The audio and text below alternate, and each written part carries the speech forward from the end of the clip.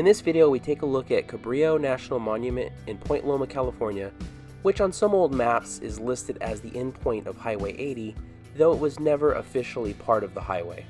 Cabrillo is one of the few national park properties in Southern California, and while it's not as big as some of its cousins, there's still a lot to see and do there. So let's take a look at the park, its history, and 8 things to do at Cabrillo National Monument. The monument is located on the tip of Point Loma, as you can see from this map at the park. It is just west of Coronado Island. This map gives a pretty good idea of where it is in relation to some other famous San Diego area attractions such as the Hotel del Coronado and Seaport Village.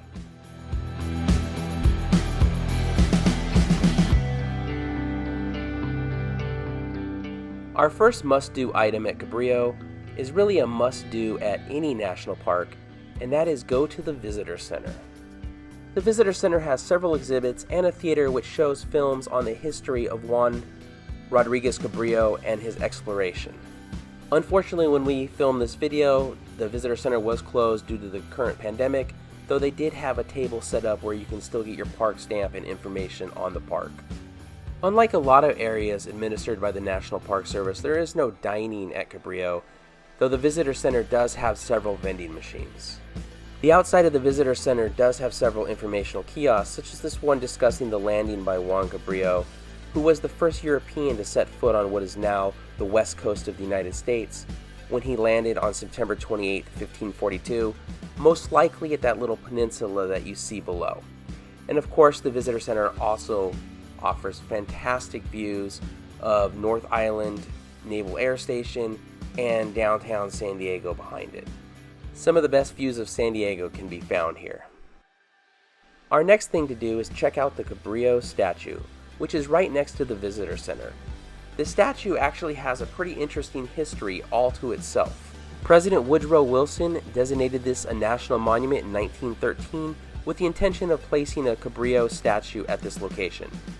Due to various reasons, including the people who were going to make the statue running out of money, the statue didn't actually get put there until 1949 after it was donated by Portugal.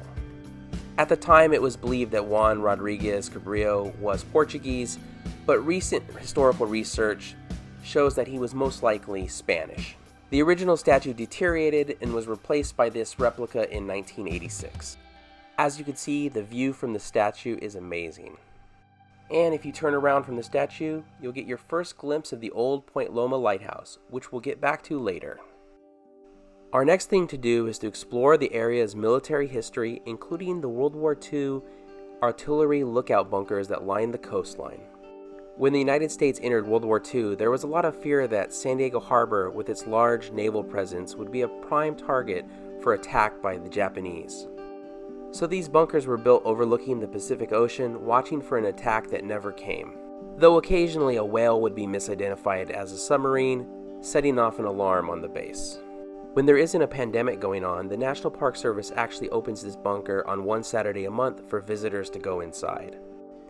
And here I am on top of the concrete bunker. And here's a look at the bunker from the front.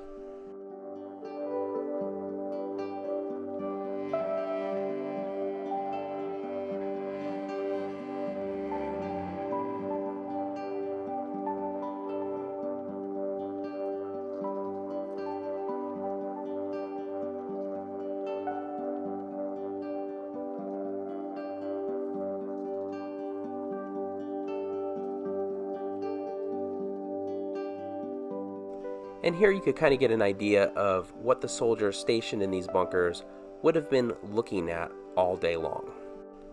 I can't help but thinking that doing watch in one of those bunkers would have been extremely boring. The hillside had quite a few bunkers on it, but only a couple that you could get close to. Our next thing to do at Cabrillo is to visit the old Point Loma Lighthouse.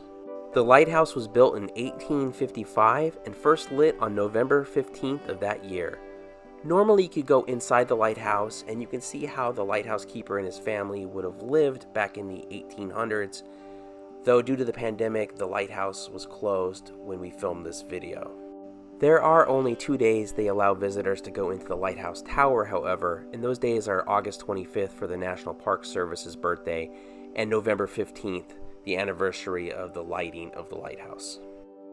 And here's a look at the lighthouse garden. Living at a lighthouse in the 1800s would have been a pretty isolated existence, so getting food meant having to grow your own. And getting fresh water meant collecting the rain. Next on our list of things to do is whale watching. Though this whale statue and this whale backbone are the only whales that we saw on this visit. There's a pretty nice whale watching area at the park, and it's claimed to be the first public whale watching location in the world, built in 1950. The best time of year to do whale watching there is December through March, when you can see migrating gray whales. From the whale watching station, you can also see the current Point Loma Lighthouse, which you may recognize from films such as Top Gun. This may be a spoiler, but a park ranger did tell us they filmed part of Top Gun 2 there as well. The new lighthouse was also built in the 1800s, and the old one was extinguished in 1891. The next thing to do is the Bayside hiking trail, which is really one of only 2 hiking trails in the park. The trail starts near the lighthouse and winds its way down the hill towards the San Diego Bay. The trail is a little bit less than 2 miles round trip and offers great views of the San Diego Bay. The first part of the trail is actually on a paved road, but it does become a dirt trail about halfway into it.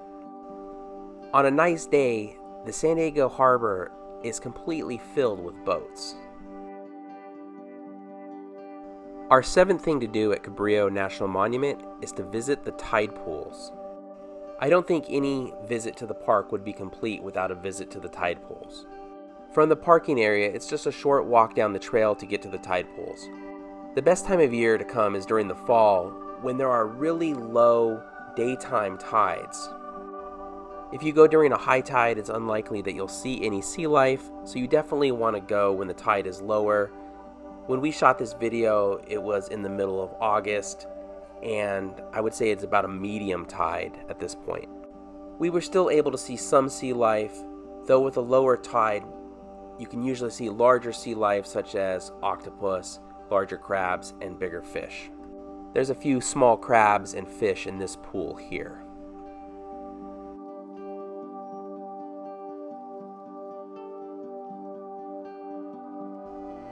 To show the difference between high and low tide, during high tide the water is about to where this tan rock is below me, and during low tide the water is about to where those rocks in the distance are.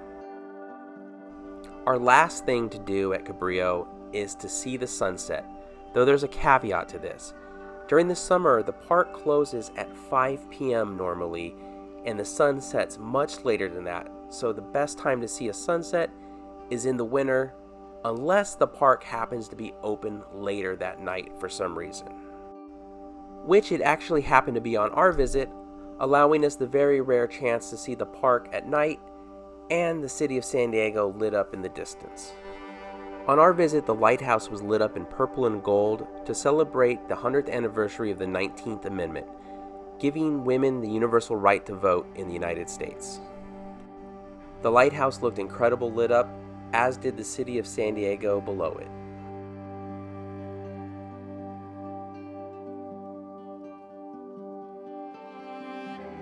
Well, that's our look at Cabrillo National Monument and 8 things to do when you visit.